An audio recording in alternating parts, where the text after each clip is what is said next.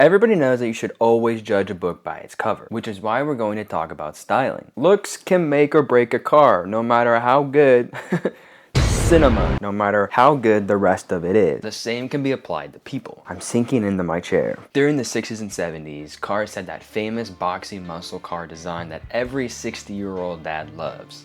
Just like how I love every 60-year-old dad. This was during the Cold War, and car makers wanted their cars to look like the future, giving them sleek flowing lines with beautiful chrome accents and jet-inspired details. These designers were borrowing inspiration from aircraft and rockets. You know, the thing that goes to space. You're driving a spacecraft back in the 60s. You're just spacecraft and you're smoking cigarettes because everybody smoked cigarettes. You had cars like the 1963 Corvette Stingray, which might just be the best car ever made. These cars were so dang cool. They even looked fast when they were standing still. Just looked like a missile. 1964, the Mustang, ushering in the pony car era, making affordable, powerful cars for the common man. These cars weren't the safest. I mean, if you look at the steering wheel, it's basically, you know, you crash, you're dead. You're dead. That brings us into the 70s, which I like to call regulation and rebellion. Not to get political, I just mean in the car. Like, there's plenty of rebellion in the 70s and whatever. I've seen Forrest Gump. You know, I know about the rebellions. Due to safety regulations, cars were getting heavier and beefier, but not uglier. Not yet. Down the line they get ugly, and I'm gonna get into that. I'm gonna get into why cars are so ugly, because it makes me mad. Makes me a little angry. In the early 70s, many held on to that classic muscle car vibe.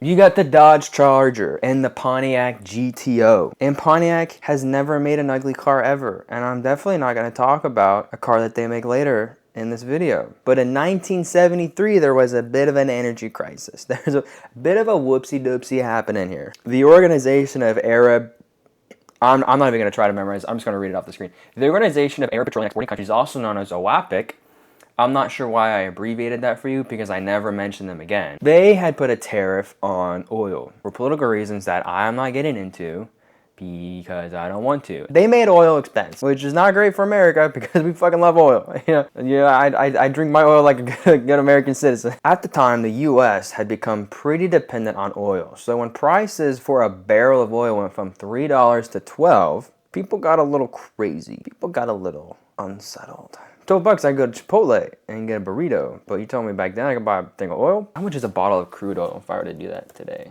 $60 today for a barrel of oil, which is not a bad deal, actually. I might. But okay, so oil got expensive, and with oil prices being so high, nobody's trying to buy a Screamin' V8, besides all the people who bought a Screamin' V8 back then. But we're going to ignore them. Because oil was so expensive, fuel efficiency was suddenly a big factor. Cars are starting to get more fuel efficient, but they didn't exactly look fuel efficient. This brings us to the organic era. People have computers now. We're smarter, we're better, we have technology.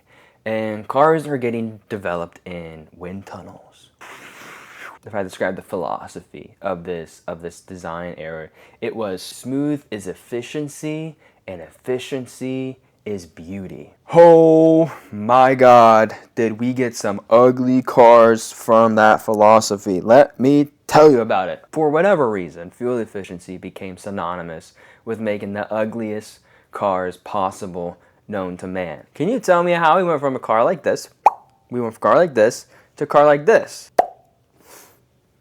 What's going on here? It was a whole decade of honestly the ugliest cars I have ever seen. Don't get me wrong, some of them were good. You know, you got the Honda NSX, the Mazda Miata, the Toyota Supra. Ever heard of that one? You might have. If you're watching this, you might have heard of Supra. Some of the cars that came out during this time are absolutely unexcusable. And I'm looking at you, Pontiac Aztek, and I'm looking at you, PT Cruiser. What the actual fuck? The episode where Walt sells you in Breaking Bad is literally one of my favorite episodes of all time because I hated how ugly that car was. Fast forward to the modern car and things have gotten a lot better. They're not exactly as great as it was back in the 80s because the 80s had the coolest cars. I'm just gonna go ahead and say it. Cars today don't look bad. They look great. They're fine. But goddamn, we were going in the wrong direction for a second.